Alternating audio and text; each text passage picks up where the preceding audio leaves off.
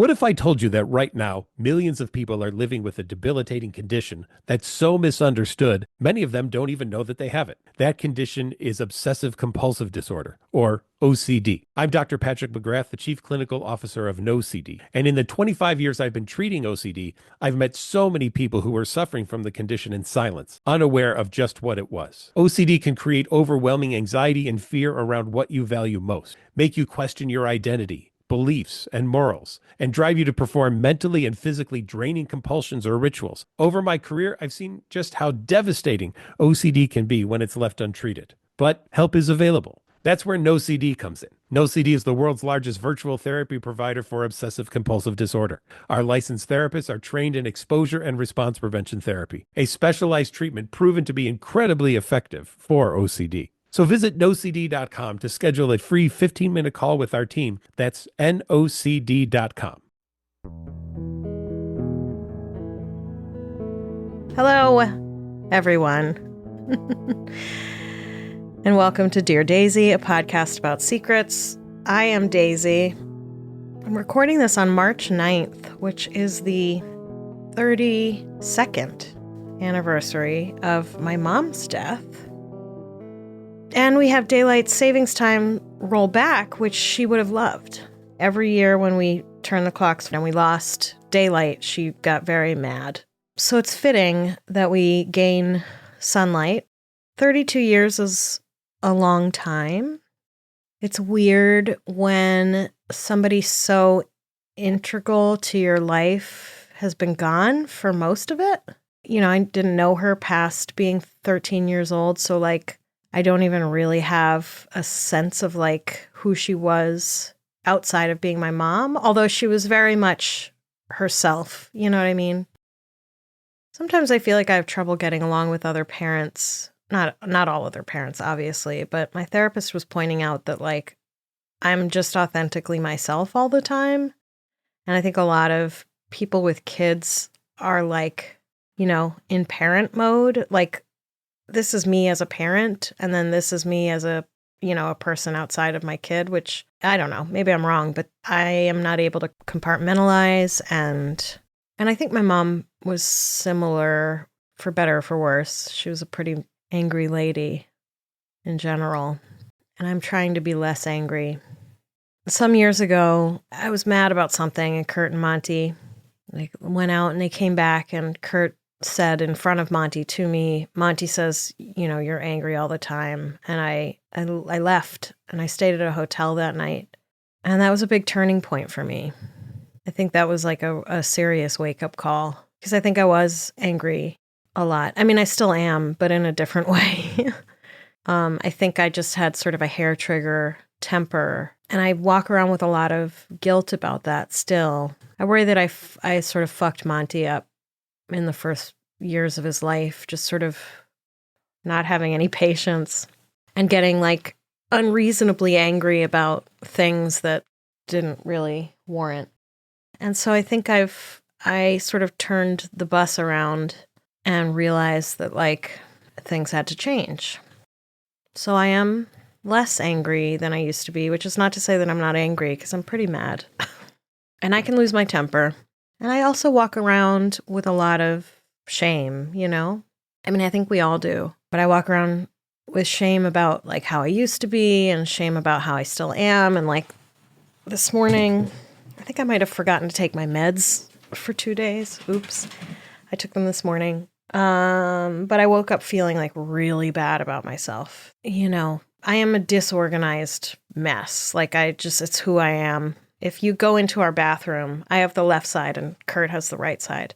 And if you open his drawers, they're neat. Everything is arranged. The pill bottles are all on there, standing up the way they should be. And if you open mine, it's just a fucking disaster area. And that pretty much sums up us. And I wish I wasn't like this, but I don't know how to not be like this. My bedside table is just covered in books and things, and my desk I have 4 beanies sitting here. Why do I need 4 beanies on my desk? Why? Who does that? Why is that a thing?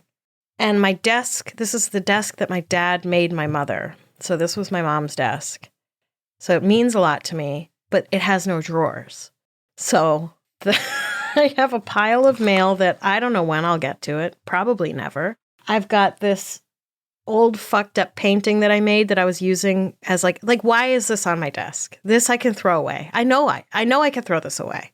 I don't like being this way, but I don't know where to put things. So anyway, I walk around with a lot of shame about that. And then I think about people who actually do like horrible things in the world, just walking around with their chest puffed out, just waking up like their shit don't stink. And I wish I were different, but you know, here I am, just imperfect. All right, let's see what people have to say. Yeah, Ashley's saying there's a comedian that talks about how annoying it is to be a parent and how you try to do something nice for your kids and they complain about it. So every trip we always say, why is dad always in a bad mood? Yeah. Mm-hmm. Jody says, if my husband ever leaves, it will be due to my giant pile of mail. Yeah, Kurt has a lot of patience. I mean, look, I have patience too. There are things he does that drives me nuts. I can't think of one right now, but there are things he does that drive me nuts. Give me a minute and I'll think about it. There's a very loud bird outside. It's a gorgeous day, but it's still very cold. And let me tell you something. I'm over it. I'm over it being cold. I'm ready for the summertime, the spring. I'm ready for the spring. I was a cardinal, just landed on my bird feeder with a very bright red beak. Sometimes when they land on my bird feeder, I have to sit incredibly still so they don't get scared and fly away. Forgive me. All right, let's go. Enough of this bullshit. Dear Daisy, my husband is a wonderful man. He's kind and hardworking, the type of person who never asks for anything but would give the shirt off his back. But growing up, he was always in the background. His parents favored his brother, the middle sibling, in ways that were subtle but undeniable. More praise and more attention. My husband never said much about it. He learned early on that if he didn't expect too much, he wouldn't be disappointed. Oh. Now that we have children of our own, I thought maybe things would shift. Instead, history is repeating itself. Their world revolves around my husband's brother and his kids. Holidays and even casual visits, it's always about them. They always babysit for my brother-in-law and his wife, but when we ask for help, they seem to be busy. Our children are loved, but not in the same all-consuming drop-everything way. My husband would never admit it hurts, but I see it. It hurts me too. I want to say something. I want to tell them how unfair it is, but my husband doesn't want me to. He says it's not worth it. What about my kids? The youngest brother is still in his 20s and not married, so it's hard to tell if anything will shift once he settles down. Daisy, do I listen to him and let it go? They're nice, caring people, but they just seem clueless. Oh. I mean, listen, I think unfortunately you have to follow your husband's lead because you are the wife and the husband is always right. And you're basically his property. No, but it is his parents and his family dynamic. That said, I do think maybe you could advocate for yourself a little bit more with him and explain to him why it matters so much to you. The thing is it might not even matter to your kids. This might be a you issue, a you issue. You know what I mean? Like, you might be thinking that your kids are seeing the imbalance or feeling left out or feeling like, oh, grandma, grandpa treat the other kids much better. They might not even be noticing it. They might not even really care. You know, you just don't know. It sucks, but I don't think you should talk to the parents without your husband on board. I really feel like it's his family dynamic. So Ashley in the chat is basically, she's like, did I write this letter? Except for the nice, caring people part, that's iffy. And she says her kids actually started seeing the imbalance, but it works because now they're able to speak up for themselves. Yeah, I mean, maybe that will be on your kids. I mean, listen, I know it's frustrating. I'm going to be honest because what else can I be ever?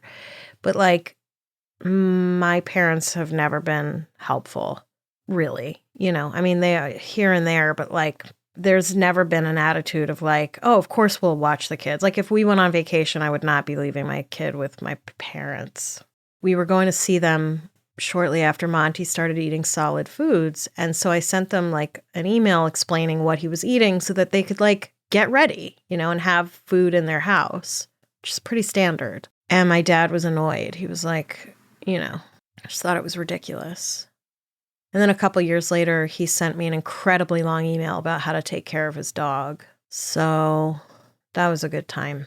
I think if it really is bothering you, if it's not something that you can let go of, I think that you should talk to your husband some more and be like, listen, I don't know how much you've talked to him, obviously. Maybe you have, but like maybe you can impress upon him why you think it's so important. Sometimes things are unfair and they're just unfair, And with my experience with people, I have a feeling that talking to them about it is not really going to change anything. They're not going to suddenly decide that your husband's worth is as much as his other sibling, which is shitty, but that's the truth. I'm not sure that there's much you can do to like change them. And unfortunately, I think this is just one of those situations where it's just unfair. And maybe you can, sort of phase them out, not all the way. Like this isn't something to like excommunicate them for, but like include them a little less, or don't go to family functions. Be like, oh shit, sorry, we're busy, with people that actually care about us. Barry says you have to sort of go with what he wants to do in this and process whatever you're feeling with your therapist. Yeah, your kids eventually will decide, that's the thing, is they're affecting their own relationship with their grandkids, and that's on your grandkids. It doesn't sound to me like you really care about your relationship with them. And unfortunately, it's going to be their consequence when their grandkids are like, nah, we're cool, we don't want to hang out, Ashley says her husband doesn't bring it up with his parents, so she just talks to her therapist. You have to manage your expectations about them. And then Barry says, or like when you don't end up inviting them to your wedding and you get written out of the will. But whatever. Yeah. I mean, my stepmom likes to use that as a quote unquote joke. Like, I'm writing you out of the will. And I just think it's like one of the unfunniest jokes you can tell. It's also just like, it really says a lot about that person, right? Like, your value in my life can be judged by money. Literally, how much money I'm going to give you for like being in my life. Some people suck, and those people have kids and they don't work out their fucking trauma, and then their kids have kids, and you got to work out your own trauma. I think where you do have control is like, you're allowed to tell your husband, I don't want to hang out with them. I don't want the kids hanging out with them. Especially if you think the kids are starting to see the imbalance. If they are, you have the power to be like, you may not want to talk to them, husband, but I don't want to hang out with them. I don't want our kids to be around them and to watch them sort of, blatantly behaving this way. That's where you have power or control. Katie says, I'm writing you out of the will, LOLOL. I'm putting you in a home, you old troll, LOLOL. Yeah. So that's what I have to say. I'm sorry it's like that. Sorry that some people suck. But unfortunately, I think this is your thing to deal with, in therapy. Thank you for, writing. All right. Here we go. Dear Daisy, first off, thank you for providing a space for us to vent and almost crowdsource our questions to you and the backstage effers.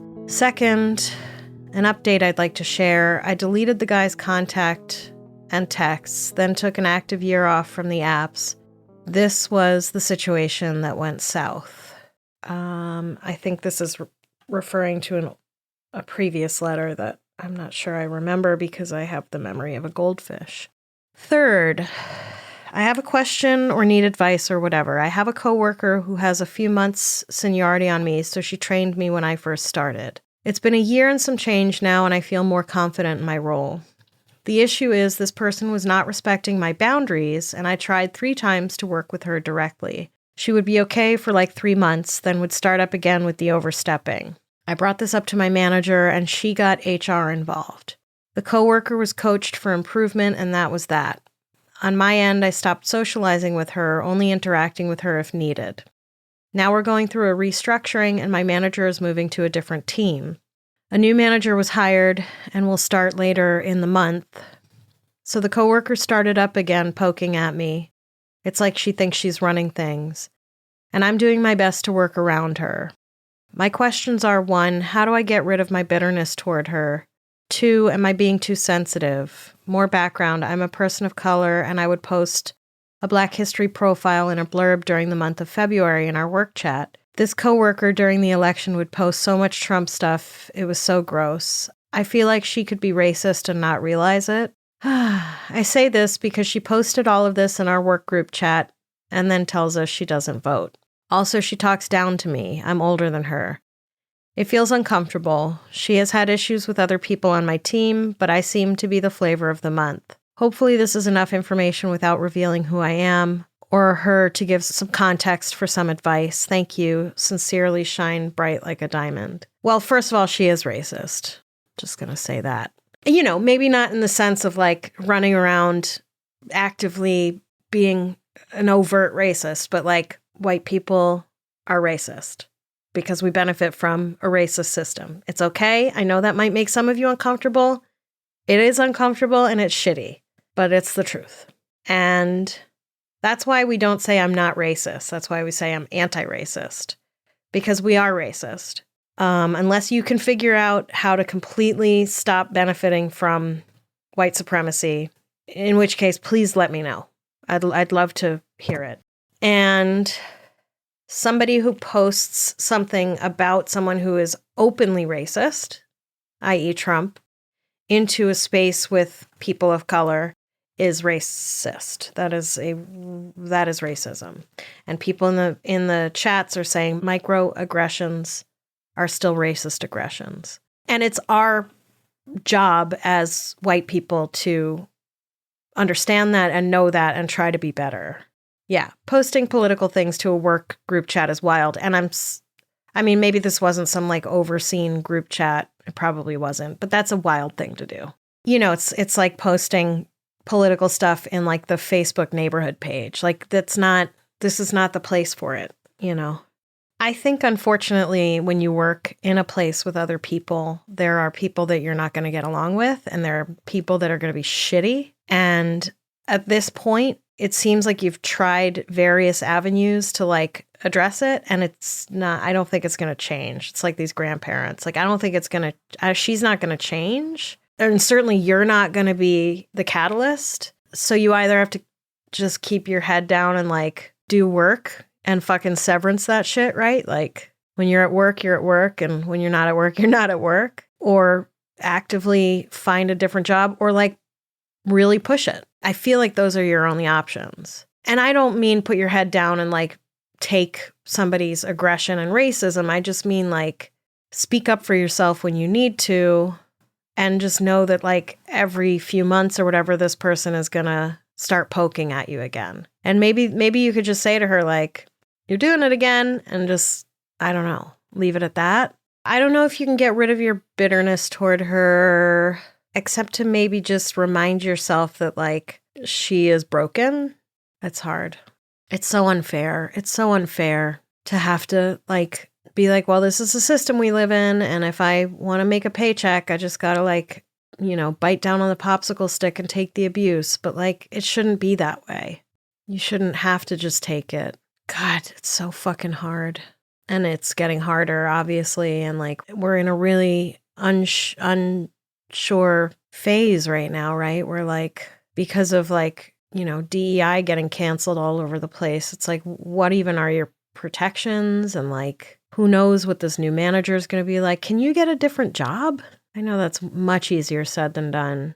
I don't think you're being too sensitive, by the way. And I don't think that posting stuff about Black History Month is the same as posting shit about Trump. You know, it's like when I do episodes based on Black history and people call me racist toward white people. Nope. I'm just talking about Tuskegee or fucking the Tulsa massacres. Like, first of all, leave the group chat.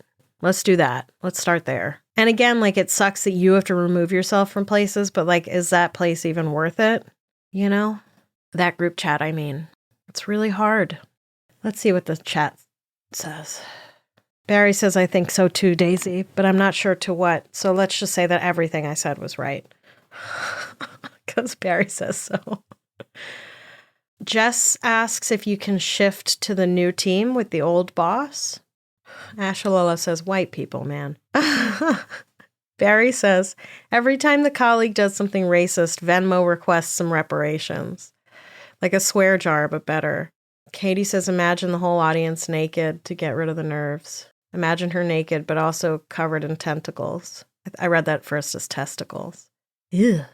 Ashlala says, and I agree with this, that the current boss needs to make the new boss aware of this situation.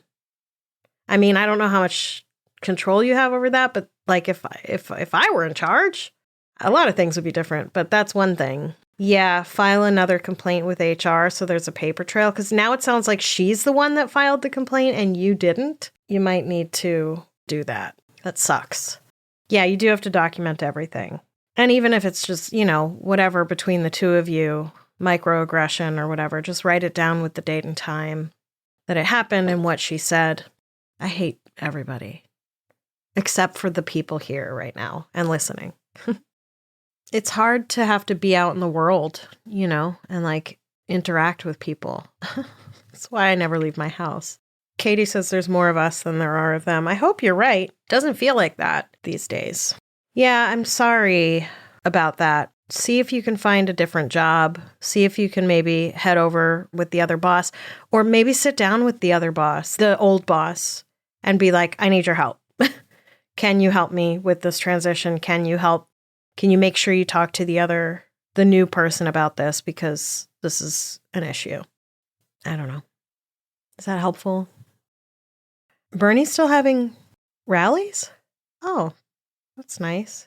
Sort of apropos of this, but not really. I posted a picture of Monty and Kurt at a rally last week that I couldn't go to because I was working, holding up signs that I made for the women's rally in 2017. One of them said, I'm tired of making these signs, which is a play on a sign I saw online that was like something like that. And then the other one said, Donald Trump is a bad guy, which was a direct quote from Monty at the time and really sums it up. And I posted this picture of the two of them, and some white guy commented something like, hear me out. I think that we have to stop focusing on gender and trans issues because like the Republicans are, sort of sweeping the floor with us. And listen, I think this person has a point. Like, I think in some ways, actually it's difficult because it's all connected. Barry just disagreed with me. Oh no, she's about to stuff her face. Okay.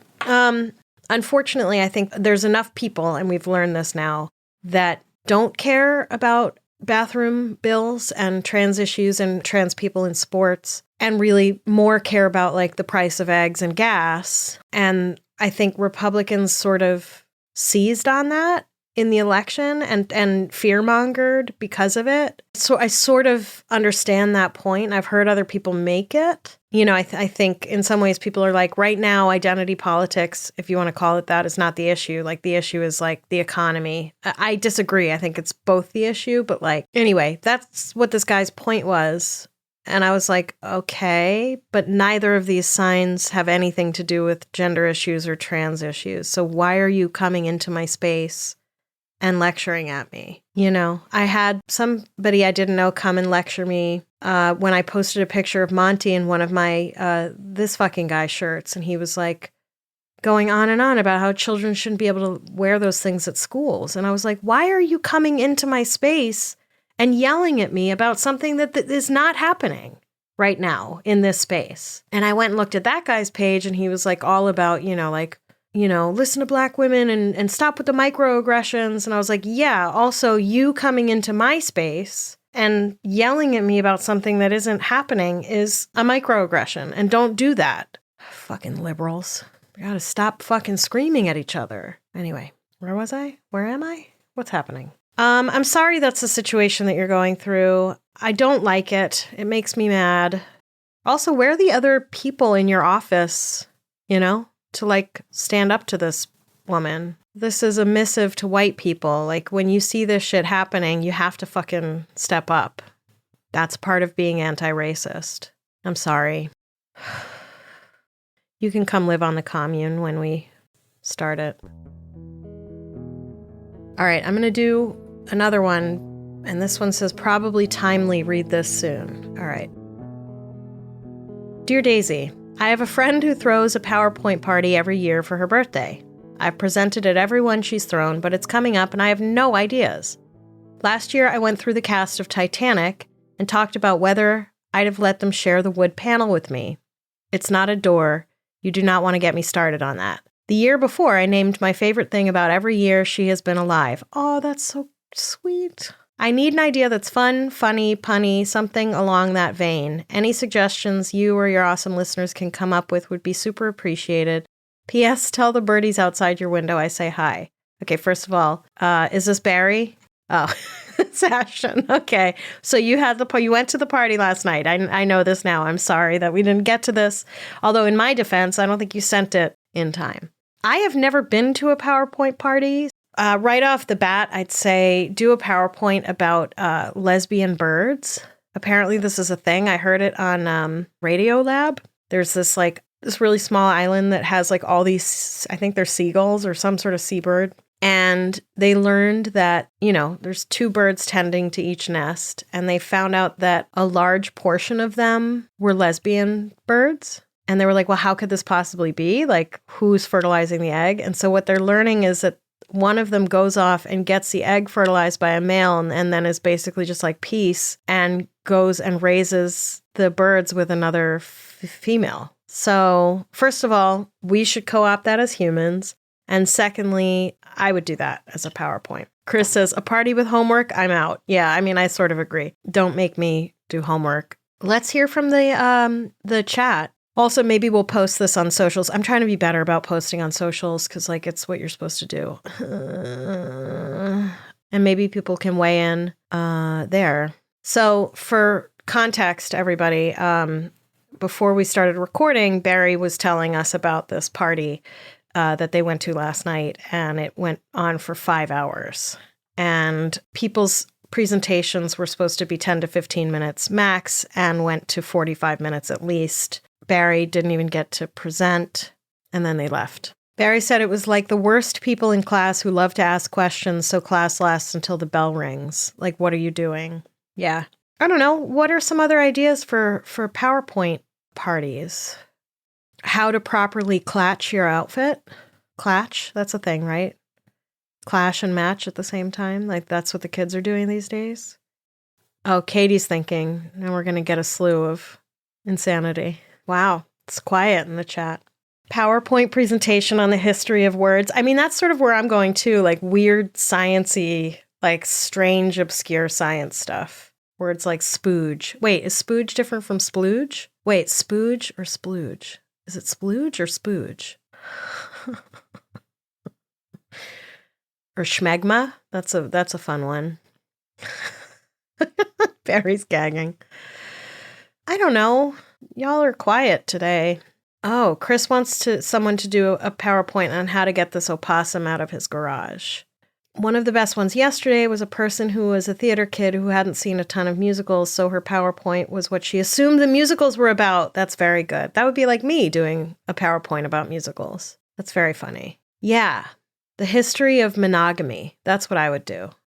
Or not monogamy so much as like marriage, like what the actual purpose of marriage has been over the years. Women's history that you got wrong. Katie says how tall leading men actually are. Oh, Love Actually. I would do a PowerPoint on why Love Actually is a terrible movie. That's what I would do. That and Moulin Rouge. Sorry, I don't like Moulin Rouge. The reprise of the song is not supposed to happen directly after you've just sung the song. It's supposed to come later. Don't sing the same fucking song 8 times in a row. That's not how it works. I don't know who fell asleep when they were doing that, but that's not how it goes. A PowerPoint on how awful season 8 of Love is Blind has been. A PowerPoint on why Freda is such an angel baby. You could do a PowerPoint on the couples that didn't make it onto the show, but like fully went to the vacation and got married. Katie just randomly told us that she has an irrational aversion to the sound of styrofoam. I actually do too. Apparently I have an aversion to even just the thought of it. It's making my teeth hurt. Okay. Anyway, let's move on from that.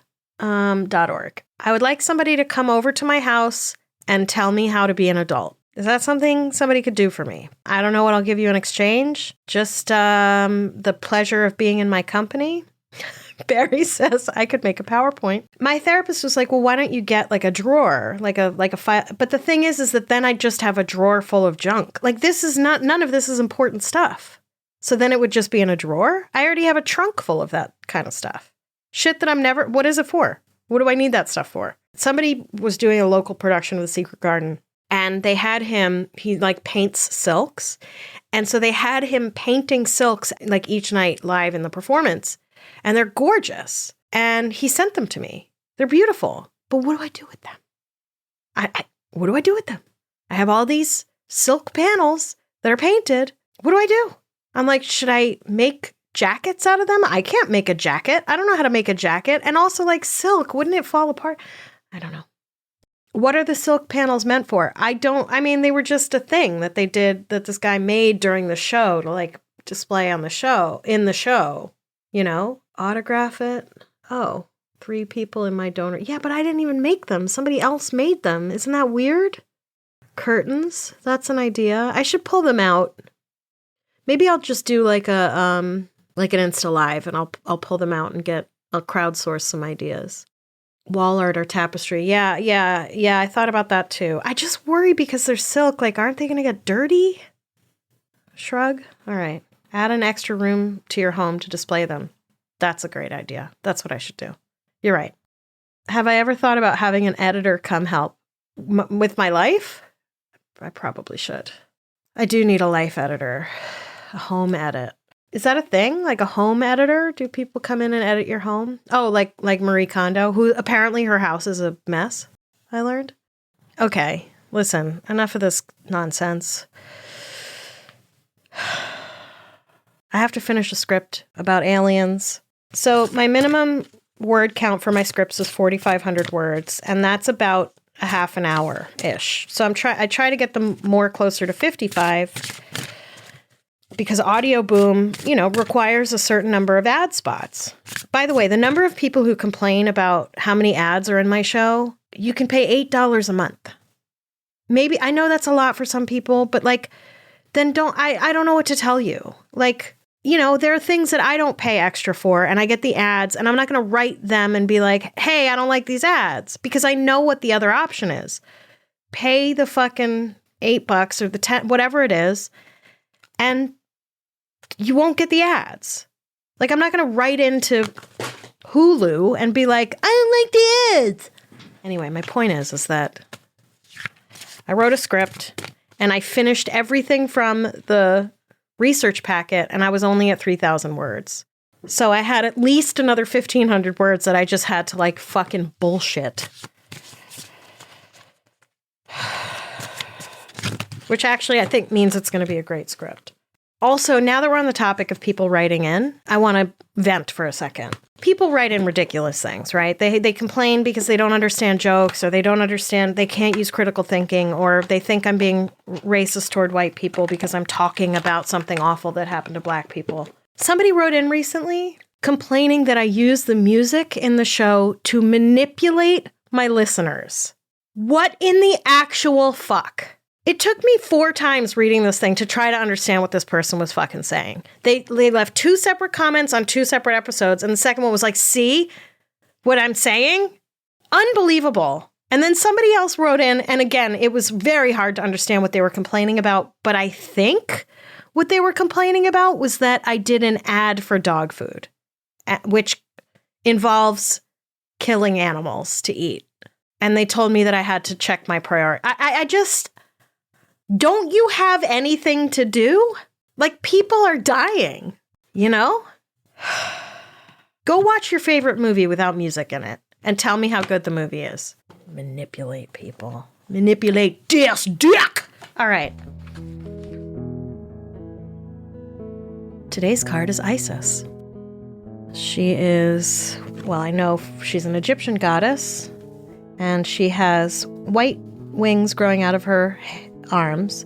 She's wearing a feathered headdress, and she's nursing a child. And there's a large bird with something in its talons. I don't know what it is. Oh, goodness. And there's a person underneath one of her wings. She's like sort of sitting in the shallow waters by the reeds. Isis is the goddess of mothering. I conceived, carried, and birthed all life. Then out of my love for you, my children, I gave you my beloved mate, Osiris, Lord of vegetation, God of the grain, to be cut down and born again. I nursed you through sickness with my healing arts.